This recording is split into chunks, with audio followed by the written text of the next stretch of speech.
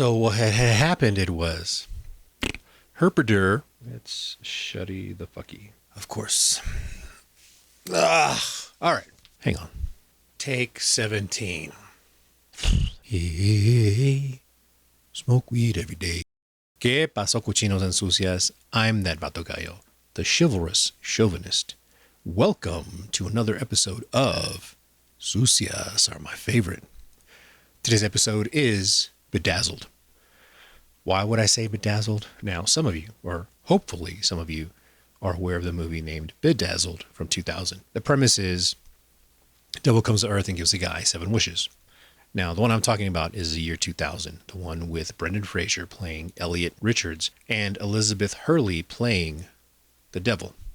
There's also Orlando Bloom and then 2 other white guys and a white woman that I don't recall. Actually, 2 white women that I don't recall. One of the white women plays Allison Gardner.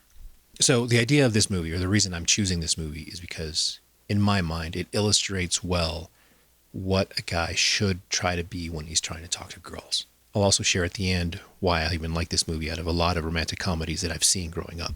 The movie follows Elliot Richards, or Brendan Fraser, as a tech support guy at some random company. The premise is that Elliot Richards is a dweeb, dork, nerd. He's kind of on the level as Steve Urkel, and oftentimes he thinks he's being funny with his coworkers, but his coworkers can't stand him.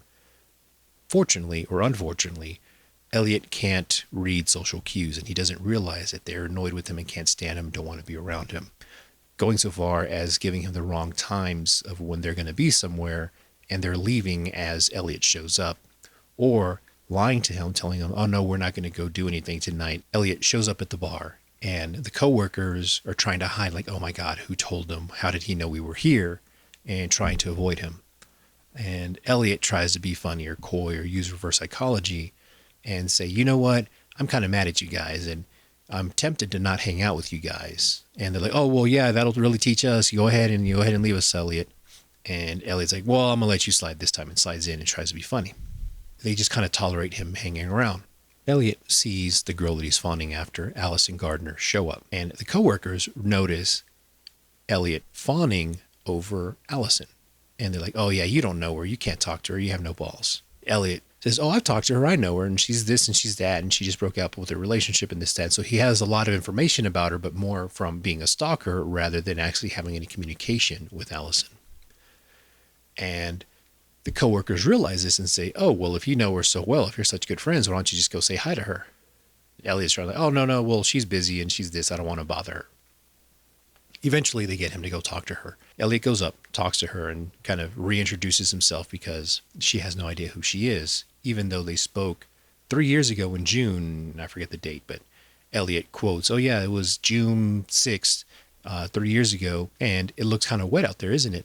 And, of course, it was raining. He mentions or clarifies, oh, because I said that because it was raining, and she's like, oh, I kind of figured that. And she's looking for an excuse to leave, but she's polite about it. And eventually she excuses herself. Elliot doesn't realize it, so he turns to look at the coworkers, and they're laughing and snickering at him because, he's kind of bombing. And he turns back around, and she's gone. He sees her leaving the bar, going up the stairs out to the door, and he makes a statement. I would do anything in the world to have Allison Gardner be my girlfriend or be in my life or something to that effect. Lo and behold, there's a little cutscene where Elizabeth Hurley, the devil, and she's basically saying stuff that he had already said, and eventually makes a proposition to him. I can grant you anything you want. She says, all you have to do is say, I wish, and I'll make it happen. He wishes for a Big Mac and Coke. And so they hop on a bus, go to McDonald's. She orders him a Big Mac and Coke, and the cashier asks, do you want fries with that? And the devil's like, no, just a Big Mac and Coke. And so cashier gives a total. She turns to Elliot and says, oh, hey, I don't have my wallet on me. You get this. And the devil says, see, I can get you anything you want. Elliot is like, oh yeah, you're really the devil. I had to pay for this, whatever. And he kind of blows her off. And then she kind of uses magic and shows off some stuff. And he eventually, okay, shit, you are the devil. She says he can get him anything he wants. All he has to do is make a wish, 7 wishes, and gives him a contract. This contract's about a foot thick. Anyways, he makes a wish to be married to to the girl of his dreams, be very rich and powerful, and he ends up being a Colombian drug lord. He's just kind of a dork still. he notices that his wife is walking with Raul, and he's teaching her English lessons. And of course, they've been learning for 6 months, and in those 6 months, you can only put together one sentence that's not syntactically correct or grammatically correct. All the while, he sees both of them kind of fondling and grabbing and caressing each other as they're doing things, and he just kind of ignores it. He's like, oh, okay. And he ends up, when he realizes that he is a Colombian drug dealer, which of course is when Russians are dealing with him and are upset with the product, it turns out that Raul is starting a coup, trying to go in against him, and he gets himself out of the wish by pressing this, it looks like a little calculator, but it's supposedly a pager. All he has to do is press 666, and he'll be taken out of the wish. When he comes out of this wish, he realizes that being rich and powerful isn't helpful, and the devil confirms and says, well, of course, all women don't want a wealthy and powerful man. Let's find out what she really wants. So they teleport into Allison's bedroom. The devil starts reading from Allison's diary in Allison's voice of what she really wants in a man. It's, I want a man that's really connected with his emotions.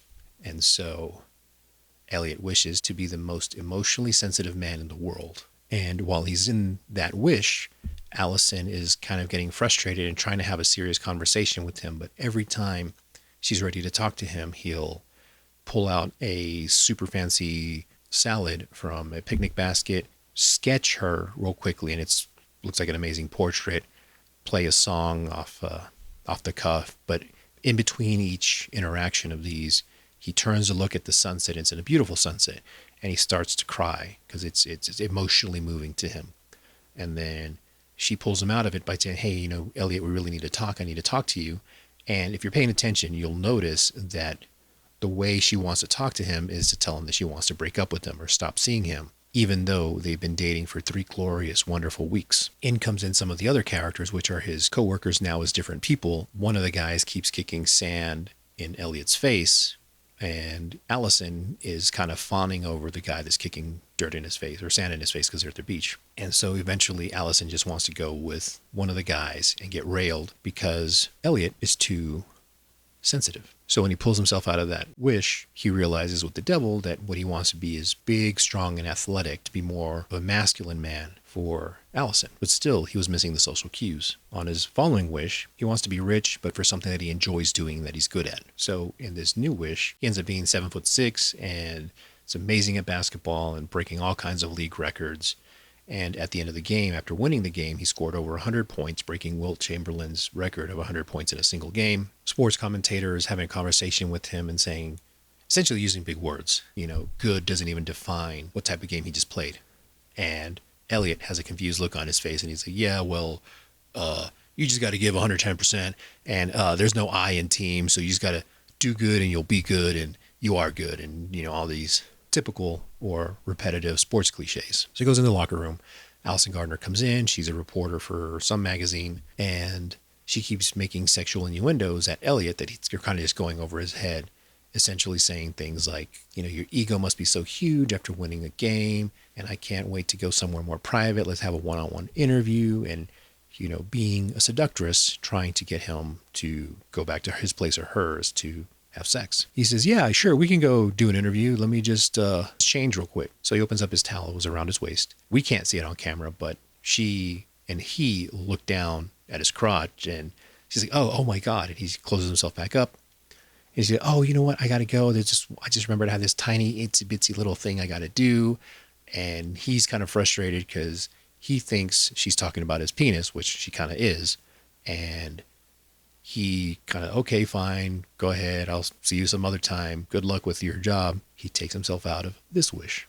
So for his next wish, he tells the devil that he wishes to be smart, articulate, sophisticated, charming, know everything about everything, being popular, great looking, and have a big penis, but not an enormous penis, just something that's above average. In this one, he ends up being a author, and he shows up to a socialite party. His co-workers are also characters in this wish sequence. One of them comment that he's such a great author. He's written 4 books in 3 years, and he's heard rumors that his next book has already won a Pulitzer Prize before it's even been published. It's one of those jokes that you got to kind of watch Really, it's not even that funny. But in any case, Allison is at this party, sees Elliot, wants to know who this guy is. Turns out it's an author that she's read, and she didn't realize that he's so attractive. So they start having a conversation. But Elliot leads the conversation and just talks about all kinds of random facts. Eventually, they go back to his place, and she's seeing all the artwork and making comments. And she had said something to the effect of just screaming for, now I don't remember because it's been 21 years when this movie came out. But she says something about screaming, and Elliot says, well, the screaming usually takes place over there. And of course, he's pointing to his bedroom. So they go into the bedroom, and one of the male characters pops up in bed in a silk pajamas and is like, oh my God, what are you doing? Oh my God, are you drunk again? And so Elliot realizes what's going on. He's like, wait, no, I'm not gay. The boyfriend, oh really? Well, who was the cast in this Broadway play?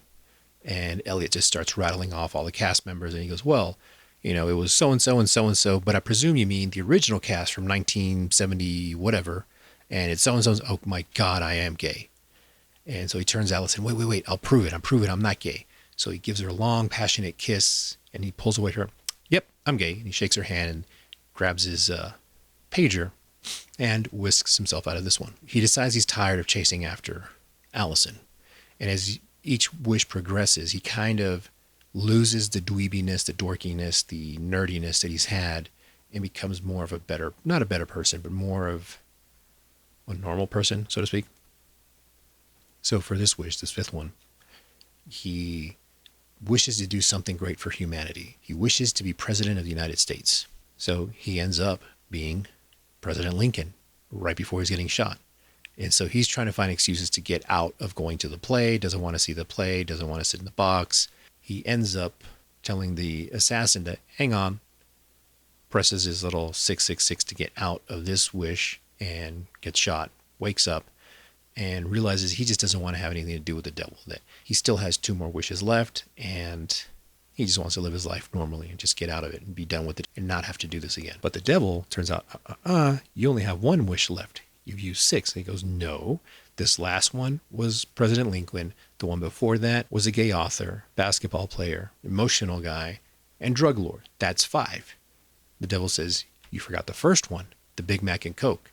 And he's like, no, that doesn't count because I had to pay for it and I got it. Devil says, no, you said I wish and you got it. You got your wish. So that's 6. You only have 1 left. So Elliot goes to Catholic church. He's sitting around. Father comes to talk to him. He goes, no, you probably can't help me because I need to actually talk to God. I can't just talk to you. The priest says, no, you can talk to me. I can talk to God for you. Just what's going on? So Elliot tells him the short version of meeting the devil and having his wishes. He's about to lose his soul. He gets the cops called on him. He gets whisked away to get booked. He explains the story again to the booking sergeant. Booking sergeant says, oh, you know what?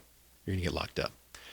Elizabeth Hurley is now a cop, grabs him, takes him to the jail cell and tells him, hey, make your damn wish, get it over with. You'll have me as a friend down there. So he's kind of mulling it over, trying to figure out what to do. And eventually he keeps trying to push away and not go through with his wish because he wants to stay alive. And so eventually the devil gets tired of waiting on him and puts him in a situation where it's life or death. And he finally wishes, okay, fine, I wish for Allison to be happy. The devil gets disgusted, everything fades to white, and then he wakes up and he's like, hey, what's going on? Am I in hell? Is this hell? And she's like, no, you didn't read the contract. Paragraph 1000 something, section A, subsection B, 237, whatever. If you do one truly benevolent act, the contract is void. Essentially, he gets to keep his soul. But as you see the movie progress, you see that Brendan Fraser moves from being a nerd, being more aware of what's going on in the world, so that when his coworkers are making fun of him, he just kind of grabs them by the collar and just says, just kind of like, fuck off, leave me alone. I don't want to deal with you anymore. And so they're like, oh shit, Elliot's a man now. And everybody just kind of walks away and like, oh, I didn't see anything. And one of the characters, one of the coworkers kind of like, shit, I got nowhere to go. I'm just going to duck behind this cubicle. Why do I like this movie? Well, at the end, he doesn't get the girl. He actually runs into Allison outside of the office building where they're working at. He just goes up to her, talks to her, and tells her, hey, you know what? If you want to get together sometime, I'd like to get to know you. And she's like, oh, I'm flattered, but I'm actually seeing someone. And he's like, oh, well, of course you are. Well, no hard feelings. He goes home, a little sad, a little dejected, but he's not pining over her as he did in the beginning. As he's going into his building, he sees a bunch of boxes and he realizes, oh, someone's moving in.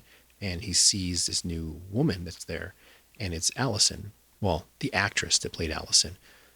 Allison was a blonde-haired, blue-eyed woman, and the new roommate is Nicole something. But she has brunette hair and different colored eyes. You see kind of a montage of them kind of hanging out and doing things together, and they end up in a relationship. What I liked about this is that he didn't get the girl of his dreams. He got the girl that was more suited for him, because he finally realized he needed to be himself and be more open to making friends or being friends with whomever he's talking to.